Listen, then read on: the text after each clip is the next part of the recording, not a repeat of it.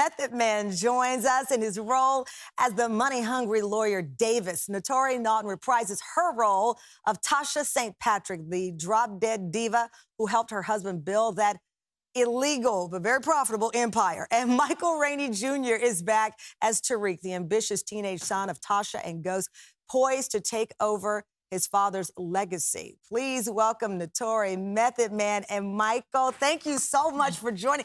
I mean, come on. Tell me, good to see you all. Naturi, please tell me you got goosebumps when you started reading this script, because it's hot. Every episode of Power and of Ghost gives me goosebumps, anxiety. I got heart palpitations. You know, the show is so unpredictable that I think that's what people like about it. Someone could die in an instant, or someone could become allies that you didn't expect. So one of the things that's cool is that you really can't predict what's going to happen next. Well, that's the thing, you know, listen, I was a Game of Thrones fan. I'm a Power fan. It's all about playing chess when someone else is playing checkers, I guess is the cliche. And that's what it is. You don't know who these characters really are, including yours. He's this lawyer. I don't know what I guess he's self-centered. He never loses. He was kind of Johnny Cochran to me. What was your inspiration? Well, I'm glad you said Johnny Cochran, because he was definitely one of the inspirations. But I believe Denzel in Philadelphia helped a lot. Oh. When I took my acting class, me and my scene partner had to do a scene from Philadelphia. Of course, he played the Tom Hanks part. I played the Denzel part. It kind of prepared me for where we're at right now. And Davis McLean is polarizing at best. Some people love him, and some people hate him. I think the people that love him get what he's trying to do, and the ones that hate him, so be it. So be it. I like that. So be it. I just need you to get me out of jail. Okay? Right. We need to get Tasha out of jail. Michael, I mean, you're a young actor. To have such a huge role on such a popular show, are you feeling the pressure? Oh, definitely. Especially when we first started and I first got the news that I was going to be, the lead role of this, I kind of was nervous because, it was just a big jump from, going from reoccurring to season regular, then to going, being number one on the call sheet it's huge. So I was definitely feeling the pressure, but, my crew and my cast, they made it easy for me to adjust, and they made it easy for me to, be comfortable. So shout out to them. Do you remember any advice that you got that stuck with you? Yeah, it's countless amounts of We're advice always giving him advice. Oh yeah, especially Mama Love, because me and Mama Love, we were working for 6 years together, so she's always in my ear. She's always. I love that, Mama Love. You know, Naturi, I was saying to our team, because first of all, this was a must interview. Everybody on the Tamron Hall show staff adores Power. They live for it, and now Power book. Tasha she is the friend I want to call if ever someone gives me in trouble. She's gonna make it happen. Did she remind you of anybody that you knew in the past? I mean, as I said with Meth, Johnny Cochran kind of in the back of his head, the lawyer that Denzel played in Philadelphia. Who was your inspiration for Tasha? You know what's funny? It was actually Mary J. Blige in an interesting way. I've always admired her. Now she's in Ghost, which is why it's so ironic. But I remember thinking, style-wise, Tasha is fabulous. She's sexy. She's strong. She's feminine, but you also know not to mess with her. Also, characters from Sopranos, Casino, certain films I had watched in that space where the wife of the drug kingpin is not just the wife. She's just as powerful and she's just as strong. So, but ironically, Mary, I was like, oh, when I walk into the room, I want her to have that walk. And that's something I always admired. Michael, I understand that you're from Staten Island and you grew up there. You saw your face on a bus stop and could not believe. What was that feeling like for you?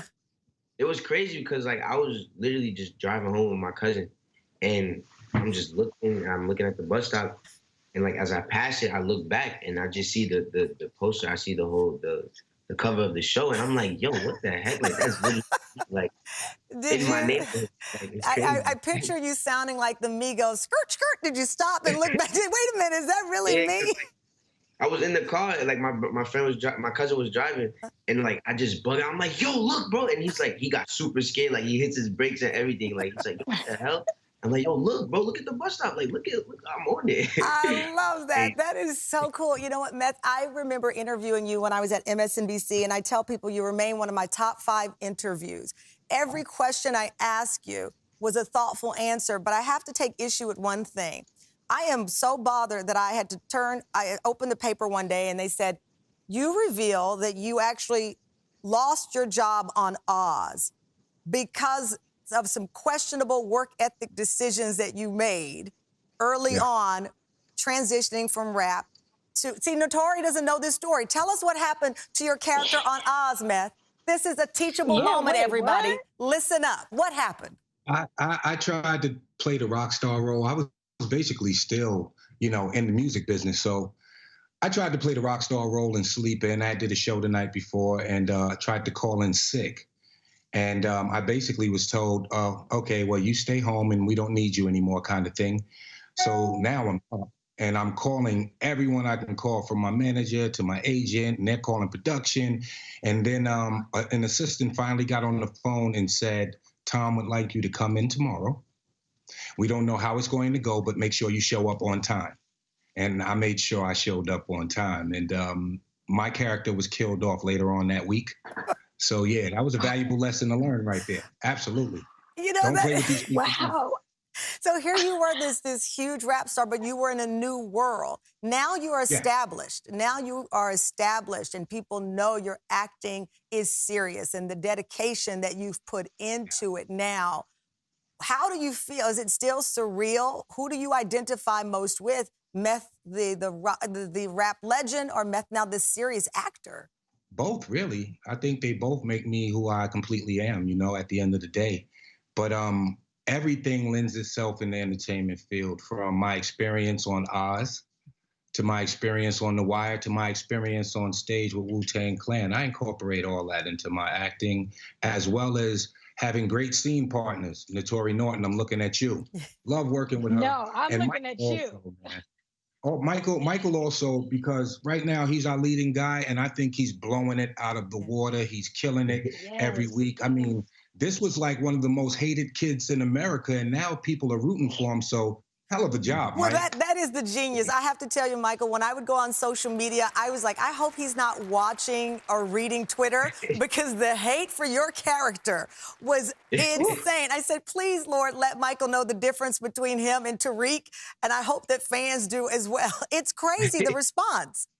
Oh, yeah, definitely. The fans, they was not playing around, especially like season 3 is when it really got serious for Tariq, when he started hanging out with Kanan and stuff like that. That's when people really started, getting on his case. So it honestly just got crazier from season 3 to now. It's crazy how that's because you was acting up. I know. Naturi, does it still surprise? Does it still blow you away, the response to this? I mean, I wonder what the secret sauce is, because you have so many music stars involved. 50 Cent, executive producer, Mary J. Blige, Meth is there, you, of course, your music, and your fans love you for that part of your life. What do you think it is? I mean, is it that these characters we don't often see on such a bold platform as this? People ask that a lot, and I always say it's because they see a little bit of themselves in each character. Like, somebody is like Ghost, or you might know a Tasha in the hood. You might know a Tariq or a Tommy, or even a Davis McLean, a shady lawyer. But anyway, I just think the more people watch the show, we have not only mastered, the culture aspect. We have become so infused with culture from the music in the show. Big Rich Town is literally some people's song. They instantly think of power. So I think that's what makes it special. We really make it feel authentic.